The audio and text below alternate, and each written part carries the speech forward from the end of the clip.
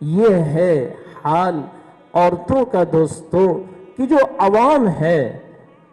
لیکن عزیز دوستو ہمیں اور آپ کو بھی چاہیے کہ ہم اللہ سے اپنے تعلق کو مضبوط کریں. تو حضرت کا پہلا تحفہ تھا گناہوں سے بچنا.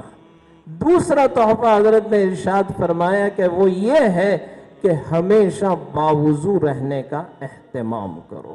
ہمیشہ باوضو رہو، جہاں بھی رہو باوضو رہو. آج ہمارے اندر سے یہ چیز رخصت ہو گئی. اللہ کے نبی خدمت میں وہ صحابی آئے، کہا یا رسول اللہ کئی دنوں سے فاقے پڑے ہوئے ہیں، روزی میں برکت نہیں ہے، ہم کیا کریں؟ اللہ کے نبی صلی اللہ علیہ وسلم نے ارشاد فرمایا باوضو رہو، باوضو رہو. خدا کی قسم باوضو رہنے کی برکت سے اللہ تمہاری روزیوں میں بھی برکت عطا فرمائے گا. جب روزی میں برکتیں ہوگی تو خدا کی قسم علم میں بھی اللہ برکتیں عطا فرمائے گا. تو حضرت نے دوسرا تحفہ یہ دیا باوضو رہنے کا اہتمام کیا جاوے. تیسرا تحفہ حضرت نے یوں دیا کہ تیسرا تحفہ میری طرف سے یہ ہے کہ اپنے آپ کو قرآن کی تلاوت کرنے کا پابند بناؤ. قرآن کی تلاوت کا پابند بناؤ. آج ہمارے اندر سے یہ چیز رخصت ہو گئی. ہم یہ سمجھتے ہیں کہ میں تو صبح سے شام تک یہ باتیں پڑھا رہا ہوں، یہ کتاب پڑھا رہا ہوں، میں تو درجہ حفظ میں پڑھا رہا ہوں، میں درجہ دینیات کا معلم ہوں، مجھے تلاوت کی کیا ضرورت؟ نہیں دوستو، ہمیں تلاوت کا اہتمام کرنا چاہیے. ہمیں اپنے انفرادی معمولات کا بھی اپنے آپ کو پابند بنانا پڑے گا. انفرادی اعمال، قرآن کی تلاوت. ہم ایک مرتبہ حضرت شیخ یونس صاحب نور اللہ مرقدہ حضرت کی خانقاہ میں ہم گئے.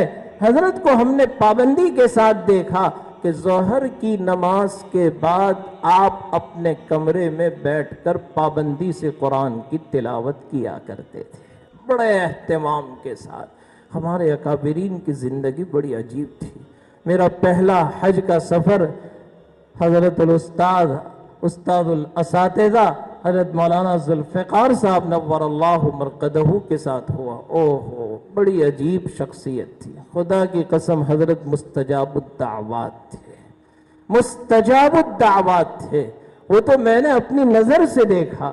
حضرت کے ساتھ 40 دن رہنے کا موقع ملا. یہ میری گویا کہ خوش نصیبی تھی.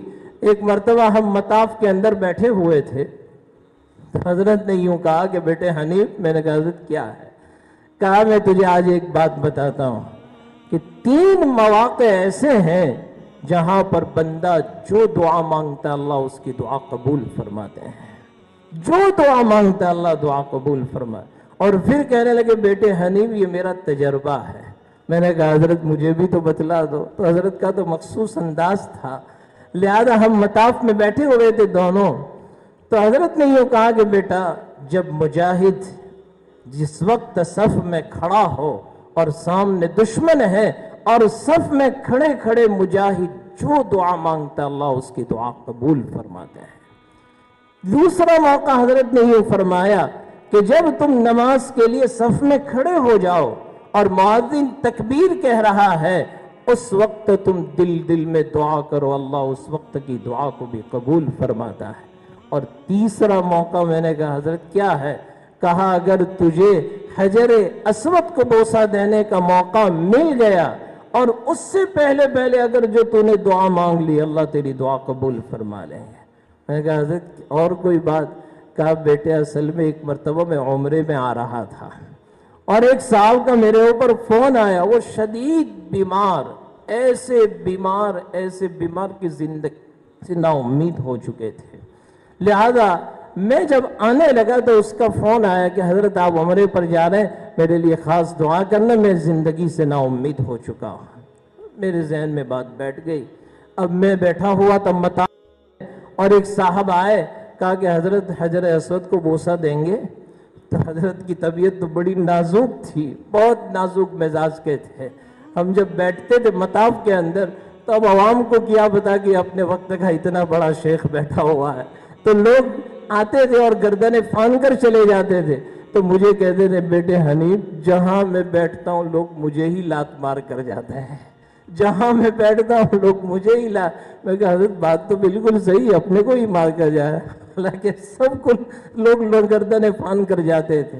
تو حضرت نے یہ کہا کہ میں جب وہاں پر پہنچا تو بیٹھا ہوا تھا، ایک صاحب آئے، کہا کہ حضرت بوسہ دیں گے؟ کہا بھی میری تو ہمت نہیں ہے، کہا میں آپ کو لے جاتا ہوں۔ تو کہا چلیے میں بھی تیار ہوں۔ اب وہ مجھے لے گئے۔ اب میں جیسے قریب پہنچا حجر اسود کے، مجھے کوئی چیز یاد نہیں، وہ بندہ یاد آ گیا اور میں نے اس کے لیے دعا کر ڈالی، یا اللہ اسے شفا عطا فرما دے۔ لہذا میں نے حجر اسود کو بوسہ دے دیا، میں تو واپس آ گیا ترکے سر۔ چند دنوں کے بعد وہ صاحب میری ملاقات کے لیے آئے اور کہا کہ حضرت اللہ نے مجھے شفا کلیہ دائمہ عطا فرما دی ہے۔ کہا یہ میرا تجربہ ہے، خدا کی قسم بڑے مستجاب الدعوات تھے، بڑے مستجاب تھے۔ ہم جب عرفات سے لوٹ رہے تھے تو میں اور میرے گھر والے، حضرت اور حضرت کے گھر والے، ہم چل رہے تھے، اچانک ایک ریلا آیا، ایسا ریلا آیا کہ ہم دونوں الگ اور حضرت اور خالہ الگ۔ اب میں تو بڑا پریشان کہ حضرت کو اگر کہیں ادھر ادھر گم ہو گئے، کچھ ہو گیا تو ہمارے حضرت ہماری خیریت بگاڑ ڈالیں گی کہ یہ امانت تجھے سونپی تھی اور تو کیا کر کے آیا۔ میں نے کہا چلو اب کچھ بھی کرو، اب اپنے اپنے اعتبار سے اب چلتے ہیں۔ اچانک ہم ایک جگہ پر کھڑے ہوئے پانی پینے کے لیے، تو میں نے گھر والوں سے کہا آپ یہاں کھڑے رہو، میں پانی لے کر آتا ہوں۔ میں پانی لینے گیا اور حضرت اپنے گھر والوں کے ساتھ چلے آ رہے تھے اور مجھے دور سے دیکھ کر کہا بیٹے حنیف، بیٹے حنیف، اور میں حضرت کو دوڑتے ہوئے گیا اور مجھے ساتھ چمٹ گئے اور کہا کہ بیٹے حنیف جب سے تم جدا ہوئے ہو ایسا رجوع اللہ شروع ہوا، اسی دعا کی برکت سے اللہ نے ہماری ملاقات کروا دی، ورنہ اتنے بڑے مجمع میں اس وقت ملاقات ناممکن تھی۔ اس وقت میں نے کہا کہ حضرت بڑے مستجاب الدعوات ہیں۔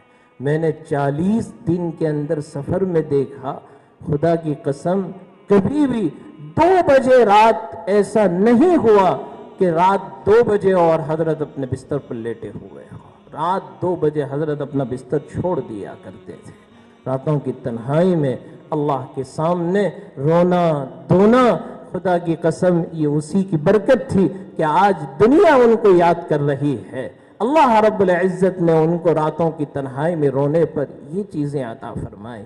اسی لیے حضرت مفتی تقی صاحب عثمانی دامت برکاتہم العالیہ نے اپنے بیان کے اندر ایک مرتبہ حضرت نے بیان فرمایا کہ ہمارے شیخ ڈاکٹر عبدالحی لکھنوی رحمت اللہ علیہ ایک مرتبہ حضرت کہنے لگے کہ اب لمبے لمبے مراقبے، لمبے لمبے مجاہدے یہ تمہارے بس کی بات نہیں ہے، یہ تمہارے بس کی، اور ہمارے بس کی بات بھی کہاں ہے۔ امام ابو یوسف رحمت اللہ علیہ قاضی القضات کے منصب پر فائز ہونے کے باوجود روزانہ کا معمول حضرت کا 200 رکعت نوافل کے پڑھنے کا تھا۔ 200 رکعت نوافل روزانہ اہتمام کے ساتھ پڑھا کرتے تھے۔ امام ابو حنیفہ رحمت اللہ علیہ رمضان المبارک کے مہینے میں 63 قرآن مکمل کر رہے ہیں۔ امام شافعی رحمت اللہ علیہ حضرت کا جب مکے سے مدینہ منورہ سفر ہوا، اونٹنی پر سوار ہے، 15 دن میں حضرت مدینہ پہنچے اور 15 قرآن مکمل کر لیے۔ یہ مراقبے، یہ مجاہدے ہم سے کہاں ہو سکتے ہیں؟ تو حضرت نے فرمایا کہ میں آپ لوگوں کو ایک بہت مختصر راستہ بتلاتا ہوں، اب اس راستے پر عمل کرو، خدا کی قسم تم اللہ تک پہنچ جاؤ گے۔ کہا وہ کون سا راستہ؟ کہا ہم لمبا راستہ نہیں بتا رہے، ہم تو طریق القلندر بتاتے ہیں۔ طریق القلندر حضرت مولانا شاہ بو قلندر رحمت اللہ علیہ، آج بھی حضرت کی مزار موجود ہے ہندوستان کے اندر، اپنے وقت کی بڑی عجیب شخصیت گزری ہے، بڑے نیک، بہت بڑا آدمی، کہ جس کے متعلق یوں آتا ہے کہ حضرت کی والدہ اتنا قرآن پڑھتی تھی، اتنا قرآن پڑھتی تھی کہ جس وقت ان کی ولادت ہوئی یہ مسلسل رو رہے ہیں، مسلسل رو رہے ہیں۔ خدا کی قسم پریشان، کیا ہوا بچے کو؟ ایک مجذوب کو بلایا گیا اور مجذوب نے جب اس بچے کو اپنے ہاتھ میں لیا، پیشانی دیکھ کر پڑھ لیا کہ اس کی دوائی اور اس کا علاج دنیا کی کیمسٹ میں نہیں ہے، دنیا کے میڈیکل میں نہیں ہے، قیمت جوہر جوہری بیدانن یا شاہ بیدانن، وہی آدمی پہچان سکتا ہے صاحب دل کو پہچان سکتا ہے۔ حضرت کو اپنے ہاتھ میں لے کر پہچان لیا کہ اس کے علاج کیا ہے، لہذا انہوں نے اپنے ہاتھ میں لے کر قرآن کریم کی ایک سورت اس کان میں پڑھ کر سنا دی، دوسری سورت دوسرے کان میں، اور وہ بالکل اطمینان سے سو گئے۔ پوچھا گیا کہ حضرت کیا کہا آپ نے اس کے کان میں؟ ہم اتنے دنوں سے علاج کر رہے تھے، کیا کہا آپ نے اس میں؟ کہا میں نے کچھ نہیں کہا، میں نے اس کی پیشانی پڑھ کر دیکھ کر پڑھ لیا، اس کی ماں نے مدت حمل میں اتنا قرآن پڑھ کر سنایا ہے کہ اس بچے کی غذا قرآن بن چکی ہے، اس بچے کی غذا قرآن بن چکی ہے۔ اب یہ بچہ دنیا میں آ گیا، اس کی ماں اس حال میں نہیں ہے قرآن پڑھ کر سنائے، اس کو کھانا نہیں ملا ہے، میں نے قرآن سنا دیا، غذا مل گئی، یہ بچہ میٹھی نیند سو گیا۔ لہذا یہ ہے اپنے وقت کا ابو علی قلندر رحمت اللہ علیہ، حکیم الامت حضرت مولانا اشرف علی تھانوی نور اللہ مرقدہ۔ حضرت جب ان کی مزار پر پہنچے تو حضرت نے وہاں پر کھڑے کھڑے ایک پوری تقریر کر ڈالی، اس تقریر کا نام ہی رکھا گیا تقریر قلندر۔ لہذا حضرت بڑی عجیب شخصیت تھی، تو فرمانے لگے حضرت ڈاکٹر عبدالحی لکھنوی معروف نور اللہ مرقدہ، حضرت مفتی تقی صاحب فرماتے ہیں کہ بھئی اب اللہ سے قرب حاصل کرنا ہو تو اللہ سے باتیں کرنا شروع کر دو، اللہ سے باتیں کرنا شروع کر دو۔ کہا کہ کیسے باتیں کر؟ کہا تنہائی میں بیٹھو، اور تنہائی میں جب تم کوئی نہ ہو اور اکیلے اکیلے تم اللہ سے ایسی باتیں کرو جیسے تم اپنے دوست احباب سے راز و نیاز کی باتیں کرتے ہو، اور خدا کی قسم ان باتوں کے کرنے میں جو لطف اور جو سکون تمہارے دلوں کو ملے گا اور جو مٹھاس تمہیں حلاوت حاصل ہوگی، دنیا کے کسی مٹھائی میں بھی ایسی حلاوت تمہیں نہیں مل سکتی ہے۔ اور میں نے تو بارہا تجربہ کیا، تحدیث بالنعمت کے طور پر کہہ رہا ہوں کہ جب بھی میں دارالعلوم میں ہوتا ہوں بھاونگر میں، عصر کے بعد میرا معمول میں مسجد سے نہیں نکلتا، سارے طلبہ چلے جاتے ہیں، اساتذہ، میں تنہا رہتا ہوں، اور اس وقت قرآن کی تلاوت کرتے کرتے جو اللہ سے تعلق مضبوط کرنے کا اور باتیں کرنے کا جو لطف ملتا ہے، خدا کی قسم کسی اور چیز میں بھی ایسا لطف نہیں ملتا ہے۔ وہ تو جا کر پوچھے حضرت ابراہیم ابن ادہم رحمت اللہ علیہ کو کہ جب خادم نے کہا کہ حضرت بادشاہت اور کرسی آپ کا انتظار کر رہی ہے، تو حضرت نے کہا کہ جب میں رکوع میں ایک مرتبہ سبحان ربی العظیم پڑھتا ہوں، 40 سال اس کرسی پر بیٹھنے سے جو سکون ملا وہ ایک مرتبہ سبحان اللہ پڑھنے پر سکون ملتا ہے۔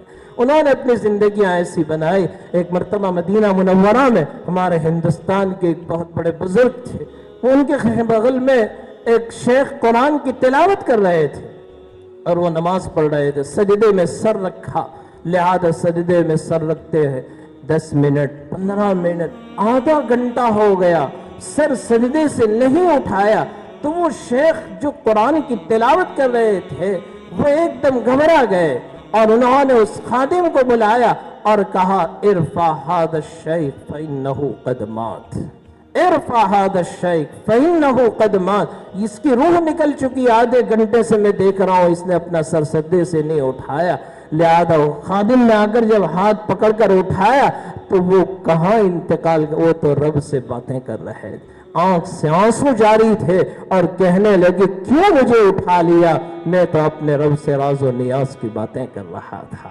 لہذا ہمیں دعاؤں کا اہتمام کرنا چاہیے، خاص طور پر ان حالات کے اندر جس میں ہم اور آپ گزر رہے ہیں کہ ہم کتنے محروم ہو گئے۔ ایک وقت وہ تھا مسجدیں ہم کو بلا رہی تھی، ہم مسجدیں جانے کو تیار نہیں تھے، آج ہم مسجدیں جانے کو تیار ہیں اور مسجدیں ہمیں دھکے دے رہی، تمہاری مجھے ضرورت نہیں ہے۔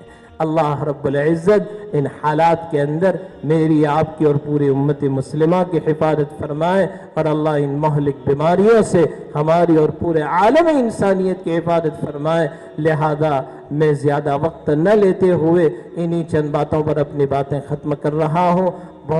آپ کے سامنے بہت بڑے بڑے لوگ بیٹھے ہوئے تھے اور میں نے آپ کے سامنے یہ چند باتیں پیش کی. اگر بندے سے کچھ غلطی ہو گئی ہو تو ضرور امید ہے کہ آپ مجھے معاف فرمائیں گے. آپ ہمارے لیے بھی دعا کرتے رہیں, جامعہ کے لیے بھی دعا کرتے رہیں, خصوصاً رئیس محترم, نائب رئیس محترم حضرات ان دونوں کے بزرگوں کے سائے کو ہم پر تا دیر قائم فرمائے. اللہ رب العزت ان کی خدمات جلیلہ کو قبول فرمائے اور جلد از جلد ہمارے مدارس دوبارہ بحال ہو جائیں, اس کی ہمیں دعا کرنی ہے. اللہ ہم سب کے لیے عافیت کا معاملہ فرمائے. آمین. وآخر دعوانا الحمدللہ رب العالمین.